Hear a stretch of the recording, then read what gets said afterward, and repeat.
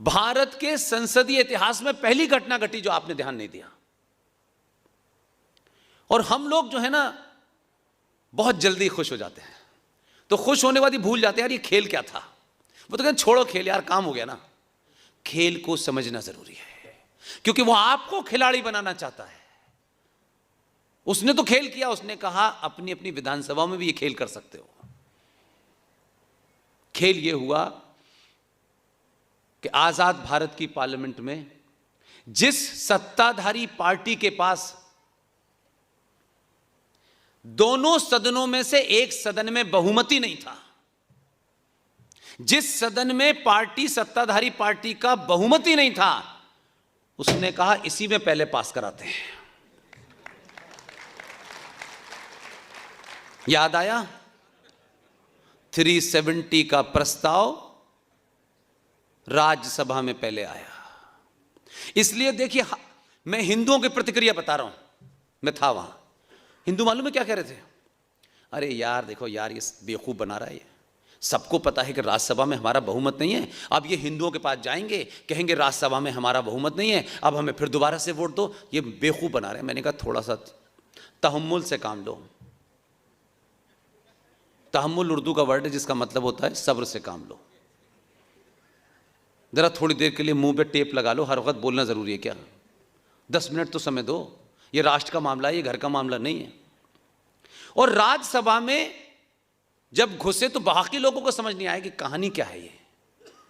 जब तक संसद की पटल पे उसने बोलना नहीं शुरू किया, तब को पता ही नहीं था कि आज का एजेंडा क्या है। पटल पे रखा, बोलना शुरू किया, बोलते बोलते बोलते बोलते पूरी कहानी ही, और उस पर वोटिंग हो गई। तो लोगों ने कहा मैं इसका वो नहीं दिया। उसने जितने पुराने बिल पास हुए थे उन्हीं की नजीर बनाई। उन्होंने कहा फला बिल हुआ था उसमें भी ऐसा नहीं हुआ था, फला बिल पास हुआ था उसमें भी नोटिफिकेशन नहीं दिया था, ये अभी अभी ले लो, पढ़ लो और अभी पास करना है। तो वो जो उल्टे हाथ पे बैठे हुए थे, जो आजकल कुर्ते के ऊपर जनेऊ डाल के घूम रहे हैं, उन्होंने पहली तो उनकी आस्तीन चढ़ाई। उन्होंने कहा आज फंसेगा ये, राज्यसभा में लाया है, यहां तो हमारा बहुमत है। पीछे मुड़ के देखा तो न बहू नजर आ रही थी, न मत नजर आ रहा था। बहुत देर तक भौचक के रहे, सोचने लगे ये हुआ क्या है। अब ये एक्सेप्ट तो कर लिया था उन्होंने, कहा कि यहां गिरा देंगे हम और मिल्लत इस्लामिया फिर हमारे साथ खड़ी हो जाएगी, हम तो जीत जाएंगे चुनाव। बहुत देर तक पीछे देखते रहे। प्रस्ताव पे वोटिंग हुई, प्रस्ताव पारित हो गया। बाहर निकला, उसे तो मालूम था कि लोकसभा में 303 है, वहां तो कोई माई का लाल चैलेंज करेगा ही नहीं हमें। 24 घंटे तक इस देश में सन्नाटा रहा इस बात के लिए कि ये खेल क्या है भाई।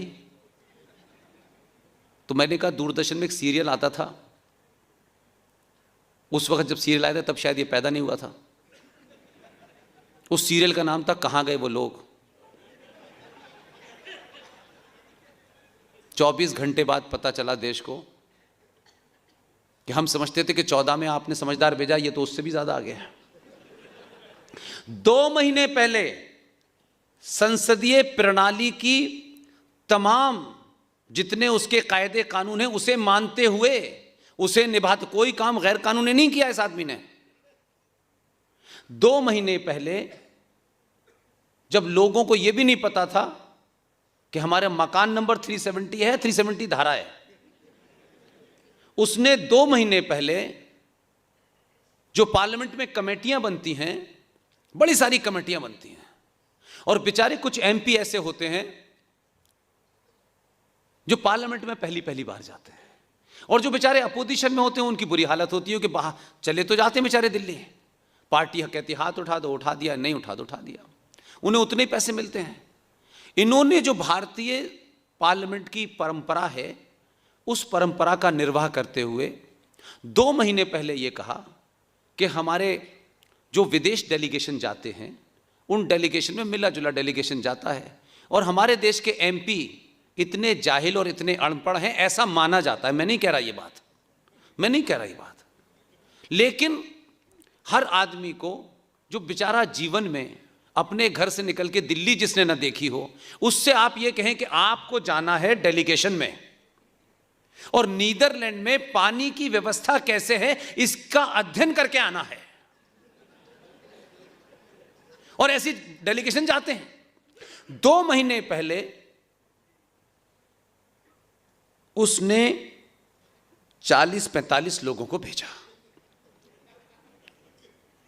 उसमें से किसी एक ने कहा कि देखिए ये पहला डेलीगेशन ऐसा हो रहा है कि इसमें कोई रूलिंग पार्टी का नहीं जा रहा।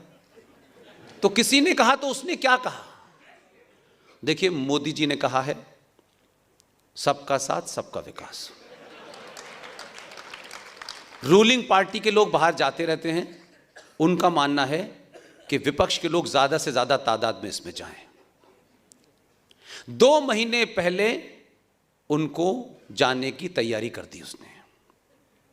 मैं अंदर की बात बता रहा हूं आपको, हाँ, आपके खुश होने की बात है। यही हिंदुस्तान के हर सनातनी को करना चाहिए।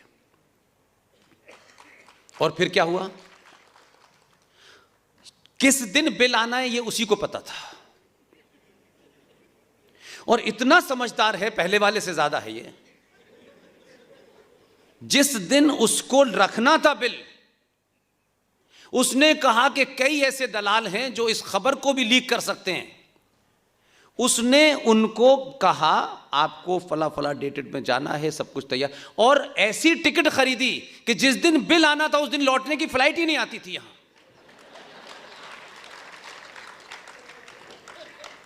बाद में पता चला कि ये तो क्या हो गया, कहां गए लोग, नीदरलैंड में घूम रहे हैं लोग। तो कोई काम इलीगल नहीं किया, लेकिन ये क्यों करा मैं इसलिए कह रहा हूं, जो मेरा मूट पॉइंट है वो ये है, मूट पॉइंट ये है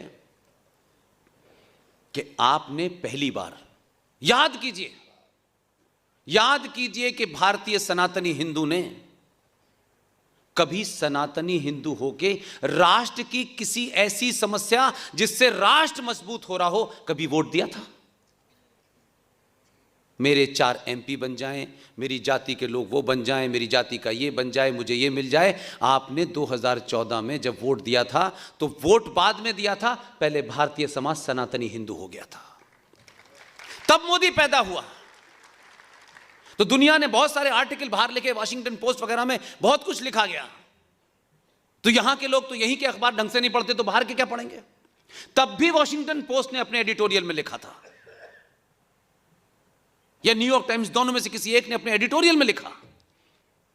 इसलिए मैं कह रहा हूं, दुनिया आपको 1947 से नहीं जानती,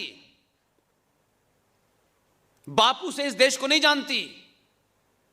दुनिया आपको हजारों साल पुरानी सनातन सभ्यता से जानती है, आचार्य चाणक्य से जानती है, विष्णुगुप्त से जानती है। बापू को हमने ठीक है उनकी मार्केटिंग करके जगह जगह खड़ा कर दिया है, वो ठीक है, वो जरूरी है, सबका साथ सबका विकास कहते रहिए, वो एक अलग इशू है। इसलिए मेरा सिर्फ इतना ही कहना है कि जब आप अपने बीच में से ये मैसेज देते हैं, आपने 2 बार सरकार चुनी है, 2 बार चुनी है, मोर और लेस 283 से 303 पहुंचने के उस सफर को सोचिए कि आपने क्या मैसेज दिया है। ये जो आजकल ऊंट की पीठ पे खड़े होकर के सऊदी अरब में खजूर तोड़ने वाले क्यों परेशान हैं? ये इसलिए परेशान नहीं है कि कुछ 2 समझदार लोग भेज दिए आपने, ये बिल्कुल भी एजेंडा नहीं है, बिल्कुल भी ये एजेंडा नहीं है, ये गलतफहमी निकाल दीजिएगा। उनकी प्रॉब्लम ये है कि 700 साल के बाद इस समाज में सच बोलने और सच के साथ खड़े होने की ताकत आ गई है। यह समाज अगर जागृत हो गया, इसी स्पीड में हो गया, तो हम जहां से चले थे हमें वहीं वापस जाना पड़ेगा। तो ये सड़कों पे, ये औरंगजेब रोड, ये शाहजहां रोड, ये जितनी भी चीजें हैं जिसने आपकी हर जनरेशन को ये बताया कि अगर ये आक्रांता थे, सनातनियों के साथ रेप किया, मर्डर किया, इनकी औरतों की मीना बाजार जामा मस्जिद के बाहर 10-10 रुपए और 2-2 रुपए में बोली लगाई, तो फिर इनके नाम क्यों हैं आज? तो फिर ये भारत आजाद कैसे है? आजादी का क्या मतलब है? सड़क पे सोना, कहीं पे खड़े हो जाना, इसके लिए आपने आजादी ली थी? राष्ट्र आजादी अपनी उस सभ्यता को स्थापित करने के लिए लेते हैं, ना कि इसलिए लेते हैं कि आपको छूट मिल गई, आप सड़क पे कहीं साइकिल लगा दीजिए, कहीं खड़े होकर पेशाब करने लगिए। इसके लिए आजादी नहीं मिली थी आपको। लेकिन आप यही आजादी समझ रहे थे कि अब क्या फर्क पड़ता है, अब तो हमारी सरकार आ गई, अब तो हम लूटेंगे, भ्रष्टाचार करेंगे, मसाले में जहर मिलाएंगे, दूध में यूरिया मिलाएंगे। इस काम के लिए आपने ली थी कि आजादी है। और फिर आप ये कहते हैं अंग्रेजों का जमाना बहुत अच्छा था। तो आप खुद ये कह रहे हैं कि हम इस लायक ही नहीं हैं कि हम एक देश चला सकें, हम एक समाज चला सकें, क्योंकि हमारे अंदर चोरी भर गई है, हम बगैर रिश्वत के काम ही नहीं करेंगे।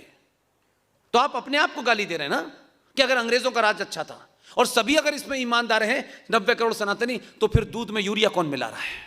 और अगर किसी को मिलाते हुए देख रहे हैं तो उसकी गर्दन क्यों नहीं पकड़ते आप? उसको एक्सपोज क्यों नहीं करते आप? मकान बनाते में अगर नंबर 2 का सीमेंट लगा रहा है, उसे पकड़ते क्यों नहीं हैं आप? क्योंकि वो हमारा भाई है, हमारी जाति का है, हमारे इलाके का है, कोई बात नहीं।